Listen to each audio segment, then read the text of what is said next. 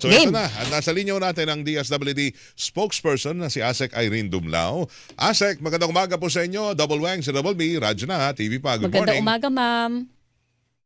Weng and Weng, magandang umaga po sa inyo. Magandang umaga din sa lahat ng sumusubaybay ng Ano inyo eh? pong programa. Pagod na pagod kayo talaga na. Halatang halata, Nakatuto po ASEC. talaga kayo. At ginising pa namin kayo na maagang-maaga ngayong Saturday morning. Meron Ma'am, ba ngayong pasensya na. payout? May payout ba ngayong araw na ito? Sabado? ASEC? Sabado? Sa mga tricycle driver Actually, na? wala pong naka-schedule po ngayon. Pero kahapon, meron po kami naging payout. And of course, next week, mag-umpisa naman na tayo doon sa mga drivers. Ma'am, 5 araw na tayo nagsagawa ng payout para po sa ayuda ng mga tricycle driver sa Metro Manila. Pero marami pa rin po yatang naiwan na hindi nabibigyan. Ano po ang disposisyon doon ng DSWD? Well, pwede tayo mag-schedule ng special payout next week para ma-accommodate yung pong mga ibang mga tricycle drivers na hindi po na-serve nitong mga nakaraang araw. Yan po naman kasi ang utos ng Pangulong Marcos Jr. na tiyakin natin na lahat ng mga tricycle drivers ay na naapektuhan nga ng pagtaas ng presyo ng petrolyo ay matulungan po natin at mabigyan ng financial assistance para malunasan din po yung mga suliranin na kinakaharap po nila. Pero doon po sa listahan ng 139,000 na nasa listahan, mama, yung legit na nasa listahan, nabigyan na po lahat yon. Actually, Weng, noong pong nagsagawa tayo ng deduplication, Opo. more than 120,000 na lang po yung lumalabas sa clean list. Okay. And from that, noong nakarang 3 araw, mahigit 90,000 yung pong na-serve natin. Mhm. And then dahil nga meron pa pong yung mga hindi nakapunta nung araw ng kanilang payout, yung tinatawag natin mga unclaimed, and then may mga karagdagan pa po na hindi na-serve kasi nag-submit sila ng Tuesday, Wednesday, and then nagsagawa tayo ng deduplication. Opo. Kaya nag-serve ulit tayo ng Friday. Mm. Nagsagawa tayo ng additional payout date. Now, merong mga close to 10,000 na na-serve po natin. So meron pa tayong hinahanap na ilan pang mga tricycle drivers. Kaya sabi ko, by next week, magsasagawa ulit tayo ng special payout para po sa kanila. Anong syudad ho ang pwedeng sabihin na, ay, kompleto na, nabigyan na dyan Oo. lahat ng mga tricycle drivers? Okay. Meron akong listahan yan. San Juan. Of course, Okay. San Juan kasi 600 plus lang po Oo. yung mga tricycle drivers. And then, natapos din tayo sa Pasig. Yung mga Pasig and then Pasay. Mhm. Yan. Marami na rin eh. Yung mga nakompleto na yung kanilang payout. Kahanga-hanga yung mga syudad na yan. Kahapon nagkaroon tayo ng additional payout sa naman sa Quezon City and then sa Caloocan. Yun yung mga additional po natin. Okay. So, pero hindi pa... Caloocan, Marikina, Parañaque, and Quezon Meron pa City. kayong hinahanap na wala doon na nasa listahan pero hindi pa nabigyan, hindi pa nagsasubmit ng kanilang requirements. Ganito kasi, Weng and Weng. Opo. Nung pong isinumitin nila yung kanilang listahan at in-encode doon sa system po natin, merong mga kulang na information. Walang middle name, walang mga birth date. Sa amin po kasi, pag nagsasagawa kami ng deduplication, mahalaga na meron yun kasi pwede na magkapangalan sila, pero ibang tao pala yan. At nalalaman namin sa pamamagitan ng either the middle name or the birth date. Kaya pinabalik po namin sa LGU yung listahan kapag incomplete para punuan po nila or i-provide yung additional info. And then ibabalik po muli nila sa DSWD, mag-undergo na naman siya ng deduplication. Yun, dyan tayo kailangan na dapat may national ID. Oo. Diba? Tama Kung, yun. kung nabigyan, siguro Pwede. karamihan sa mga yan, wala pang national ID. Malamang. Diba? Paano ASEC yung wala talaga sa listahan pero talaga namang mga Legit tricycle naman, driver. Opo. Okay. Yun naman pong mga sinasabi na drivers naman talaga sila, matagal na sila. Ibinabalik din natin sa local government unit kasi sila po ang makakapag-verify niyan dahil di po ba yung mga tricycle drivers sa local government unit Correct. kumukuha ng prangkisa, Tama po. yung permiso para makapagmaneho sa kanila pong mga lokalidad. So once na ma-certify po nila ng kanila pong mga TODA, ay may encode po nila doon sa system. Yun yung po lagi namin sinasabi sa mga local government units namin. Kapag sila po ay talaga namang lehitimong mga drivers, include nyo po sa system para encode nyo po para hindi naman po sila may iwan. Isa pa pala sa dapat meron sila driver's license pa lang, okay na. Oo. Oo. Bakit wala kompletong mga Opo. dokumento? Di ba? Detalye. Opo, sa DSWD kasi, ang hinihingi na lang namin, yung driver's license nila Oo. and a photocopy of that. So kapag punta sila sa scheduled payout date, wala na po kami hinihingi but that. Okay, so yun lang. pwedeng, basta nasa listahan, madali eh.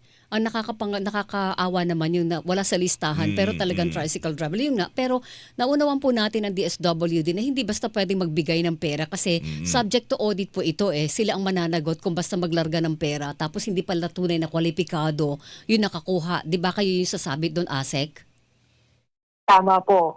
Mahalaga rin na babanggit natin yan at maunawaan ng publiko na kapag kami po ay naglabas po ng pera, kailangan po namin sagutin kung may mga findings o may mga observations na hindi naman po, may mga process kami na sinunod na hindi po sumusunod doon sa aming pong mga panuntunan. So, tama yun, na kaya nga we're very careful doon po sa pag-dispense o paglabas po ng pera o pag-distribute po ng pera. Kagaya nung kapag merong hindi siya available o yung driver hindi makapunta doon sa scheduled payout, tinatanong po namin bakit nasaan po ba siya kasi kinakailangan na physically present. O hindi Kasi pwede po, ang ayaw naman natin. hindi po pwede yung Hindi pwede ipapakuha sa anak o representative. sa asawa. Oo. Oo. Kasi Kahit may kinakailangan authorization. nating malaman kung kung buhay po ba yung tricycle driver. Kasi meron man naman mga nagsasabi nung first date pa na bakit yun, patay na pero nasa listahan pa. Okay. So para maiwasan po yung mga ganong mga tanong, mga issues, talagang re-require namin na maging physically present po yung tricycle Pero yung- driver. Sabi nga namin, kung hindi siya makapunta sa araw na to, meron namang ibang araw para po sa kanyang distribution. Ano ba senaryo doon sa namatay na tricycle driver? May idea ho kayo doon? Kasi ang pumunta ata ay yung mga Anak. yung anak. Yung anak, yung babaeng nagsasalita, yun ang hindi available pumunta. ang ama, pero ewan ko ba- Nakaratay daw, ASEC. Opo. Noong pong araw na nagpunta yung anak at sinabi po na hindi makakapunta yung kanyang ama dahil nga daw po nasa ospital o may sakit, ang sinabi ng ating pong social worker na kausap niya, ganito na lang, pwede namang pumunta sa ibang araw. Pero for the meantime, sabi ng staff, pumunta ka sa aming crisis intervention unit doon sa Paragon Building sa Commonwealth. Actually doon, sa araw po lang na yun, binigyan na natin ng medical assistance. So actually mas malaki pa yung natanggap nila kaysa doon sa Ayuda. cash relief assistance na supposed to be tatanggapin niya ng araw na yun. So nabigyan natin ng medical assistance. Tapos ito nga po, it's so unfortunate na pumusay po yung tricycle driver. But yun nga po, kami naman sa DSWD, dahil talagang considered yan na in crisis situation yung pamilya. So tinulungan din po namin, may karagdagan din na po naman na assistance. Wala pong may gusto na pumusay si manong tricycle driver, but tayo naman po ay nag-assist din po sa kanya. So, pero papayagan nyo ho ba kung merong mga, basta valid ang dahilan, pwede hong pagbigyan na merong representative, may authorization. Kung valid ang dahilan na hindi makapunta yung mismong driver. Actually, because of that incident, Weng, nag-uusap na kami nila, Secretary kahapon. We were both in Isabela at sabi namin na pag-uusapan namin, we'll have to go back to the drawing table kasi yung guidelines nga natin, sinabi na dapat maging physically present. So, pag-aaralan din natin ito kasi baka pwedeng case-to-case basis din ito. But we'll definitely study our guidelines. So, if there's a need to amend some provisions of that or yung process namin ay may i-tweak din kami, we will carefully study that possibility. Okay, so dahil meron pang mga natitira sa listahan, magkakaroon ng special payout next week. Tama po yan, ASEC? Yes, magkakaroon ng special payout but that will be announced by the local government units para masabihan po yung kanilang mga tricycle drivers na isi-serve po at para malaman nila kung saan po gagawin at kung kailan. Okay, para naman po sa ibang mga uri ng sasakyan ng mga driver natin, kailan po masisimulan na sa kanila ASEC? Halimbawa ay sa jeepney, modern and traditional, sa mga UV Express, at TNVS, ay mga buses. Okay. Sa Tuesday po, TNVS, Mhm. Wednesday, mga jeepney, Okay. Thursday, Friday, mga delivery service drivers, Mhm. and then Sabado, yung namang pong MC taxi MC drivers. taxi. Okay. Linawin ko lamang po, Opo. itong mga nabanggit ko ay yung operating within the National Capital Region. NCR. Di ba kaisipin nila, Nationwide. nationwide na ito. Oo. Hindi pa po, NCR pa lang po kasi tinatapos pa lang po natin ang National Capital Region. Mm-mm. Hindi naman po kinakailangan mag-alala ng ating po mga ibang mga drivers outside of Metro Manila because after Holy Week, mag-uumpisa naman po tayo ng distribution sa So kanila. magandang May- pagkakataon na rin to, partner. Na Ayusin yung paghandaan na, listahan. ayusin na listahan. Paano yung listahan pala nito, ASEC? Nasa, yung mga nasa probinsya. Submitted na po ba sa DSWD? Tama po. Yung MC Taxi, TNBS, Jeepney at mga delivery service riders na isumiti na po sa amin ng LTFRB. Mm. Kaya po, tayo wala munang payout ngayong araw at bukas kasi isinasaayos naman po ng ating pong mga personnel yung namang pong mga kakailanganin para sa payout tomorrow. In fact, ongoing yung the-duplication since yesterday. Gaano And po then, karami? papatuloy po nila ngayon. Gaano po karami nasa Yung listahan? PNVS, Oo. yung PNVS kasi ang target natin nasa around 34,000 yan. Okay. Yung Jeepney. jeepney, mahigit 20,000 po. Mm-mm. Yung naisumiti sa atin. Yung namang pong mga Delivery. delivery service riders, mahigit 67,000 po iyan. Dami. Mm-mm. Oo. And then yung MC Taxi, mahigit 34,000 din po. 34,000. Okay. So, ano yun po, mga pong- around 100, more than 120,000 po yan within the National Capital Okay. Region. Gaano po laking pondo ang nakalaan para dito sa ibang klase ng transportasyon na to, ASEC? Actually, magagaling pa rin ito doon sa 30 billion na in-earmark natin from the more than 60 billion budget of the assistance to individuals in crisis situation. So kung yung tricycle drivers ay close to 700 million, Mm-mm. yung pong ating nailaan na pondo, and then for these other Almost drivers the same. ay parang ganun din. Almost the same. Mga pantikong Oo. So parang kung dalawa sila within the National Capital Region, Yes. that's roughly 1.5 billion. Anong pesos. requirements? Requirements po sa lahat ng mga drivers na kukuha next week ng mga ayuda. Well, ganun din po, when ipapakita lang po yung kanilang valid driver's license Okay. and yung kanila pong photocopy of this. Okay. Kailangan po yung photocopy kasi isasubmit nyo, iiwan nyo yun sa DSWD para may pruweba na tinanggap nyo yung inyong ayuda. Tama po? Tama po. Mm-mm. And then sa mga payout dates na, sa payout venues natin, by Monday, ipapalabas na po natin kung saan-saan Oo. ang mga iyon. Kasi hindi ito kagaya ng mga tricycle drivers na mas malaki, kaya Mm-mm. hindi na hiwa-hiwalay pa yung kanilang payout venues.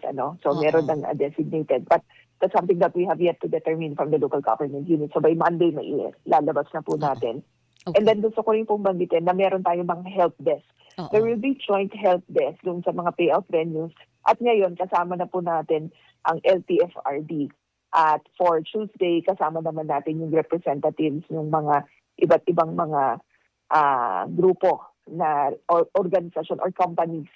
Halimbawa, for the MC Taxi drivers, sa help desk natin, nandun naman yung mga kumpanya nila, representatives of the respective companies. Di ba? Kung halimbawa, ano ba yung mga MC Taxi natin? Yung mga Joyride or Angkas, there will be representatives. Kasi syempre sila po yung makakapag-certifika or makakapag-address ng mga issues ng bakit wala sa listahan, etc. So, we requested them to be present. Bakit wala ho yung mga taxi? Traditional ho ng mga taxi natin. Kasi ang bilang ata dito sa Metro Manila, hindi na sila abot ng mga, wala na nga 10,000 ata Nakausap namin yung taxi group. Yung mga taxi, kasama ho ba? Opo. Actually, nung nag-uusap ko with DOTR, nabanggit po ng DOTR na sila po yung magpo-provide ng assistance po doon sa DOTR mga na. taxi Aha. drivers. Cash ho ba yun or fuel? O baka fuel subsidy. Well, we'll have to wait for the announcement of DOTR kasi alam ko po may papalabas po sila, hindi po Okay. siya. At saka yung kuwan din, airport taxi kasama ba? Di ba parang kasama ang airport taxi?